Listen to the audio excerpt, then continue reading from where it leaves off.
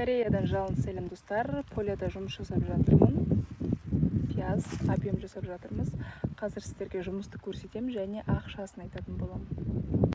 Мынау поля, қараңыздар, өте үлкен поля. Біз пияздың барлығын осындай сеткаларға саламыз. Мына сетканың осы біреуіне 45 000 вон төлейді. Мына үлкен полядан примерно 40 сеткадай шығады. Қанша адам жасайсыздар, сонша адамға бөліп аласыздар ақшаны. Осы бір полядан адам басына примерно 80 000 теңге, 90 000 теңгедей шығады. Біз кеше жасадық. Кеше 80 000 теңгеден алдық. 6 адам жасап. Қараңыздар, мына сеткаға 40 000 төлейді және ана жақта қаптар тұр, қызыл қаптар, міне байқасаңыздар. Егер осындай қапқа салатын болсаңыздар, бір қабына 2000 вон төлейді.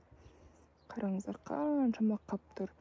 Негізінде қапқа қаптау, кішкене ауырлау, қиындау. Сондықтан біз сетканы таңдадық. Сетка тез толады и тез бітіресің жұмысты.